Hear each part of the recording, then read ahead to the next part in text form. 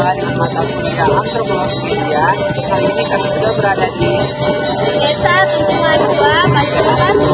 saat ini teman-teman bisa menyaksikan ada acara apa dia lah? Ada acara Kuda Kepang, guys. Suasananya seperti teman-teman.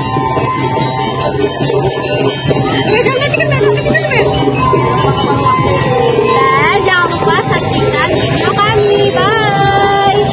Latar belakang dan asal-usul kuda kepang. Kuda kepang atau jaran kepang adalah kesenian tradisional Jawa yang sudah ada sejak masa kerajaan-kerajaan kuno. Banyak sumber menyebutkan bahwa tarian ini terinspirasi dari gambaran pasukan berkuda pada masa penyebaran Islam oleh Wali Songo. Sementara versi lain melihatnya sebagai bagian dari ritual desa yang berkaitan dengan kepercayaan rakyat. Pertunjukan kuda kepang kemudian berkembang sebagai hiburan tradisional yang menyatu dengan budaya masyarakat pedesaan. Ketika masyarakat Jawa bermigrasi ke wilayah lain, termasuk Sumatera Utara, kesenian ini ikut dibawa dan dilestarikan. Bentuknya yang unik, menggunakan kuda dari anyaman bambu, musik tradisional, dan nuansa mistis membuat kuda kepang tetap diminati hingga sekarang. Meskipun zaman telah berubah, kuda kepang masih dipandang sebagai warisan budaya sekaligus identitas komunitas yang menjaganya.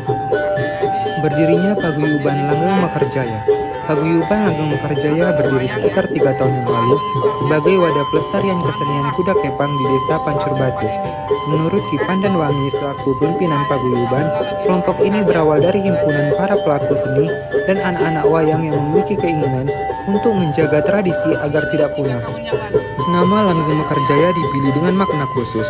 Langgeng berarti tetap bertahan, mekar menggambarkan perkembangan seperti bunga yang tumbuh, dan jaya mencerminkan harapan agar kesenian ini terus berjaya. Sebagian anggota Paguyuban adalah pelajar, sementara lainnya pemuda yang sudah tidak sekolah. Mereka mendapat dukungan orang tua dan masyarakat sekitar untuk terus berkegiatan. Pertunjukan kuda lumping biasanya dilaksanakan di lapangan terbuka.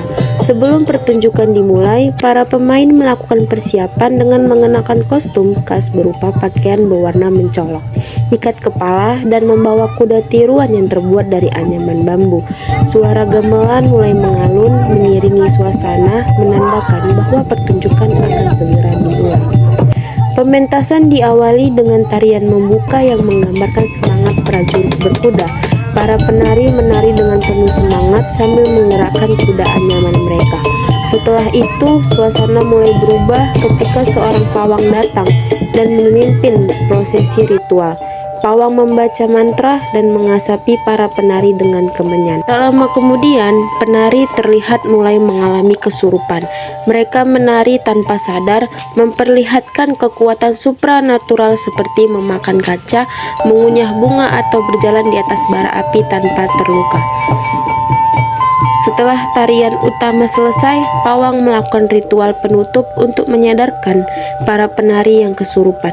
Suasana kembali tenang dan para pemain menundukkan kepala sebagai tanda syukur atas kelancaran pertunjukan.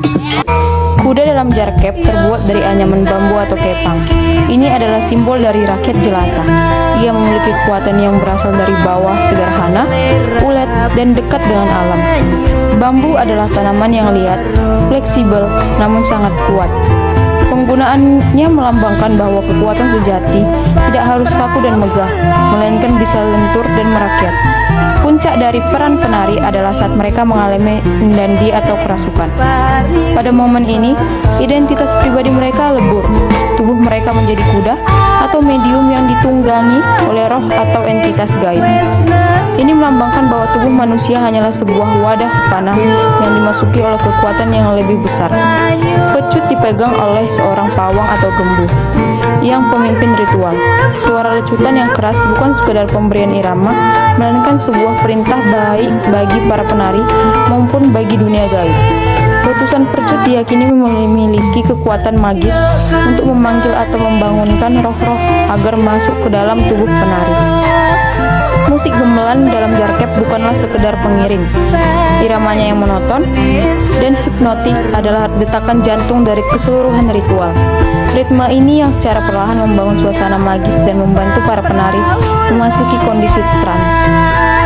sesaji-sajian persembahan, simbol komunikasi dan rasa hormat.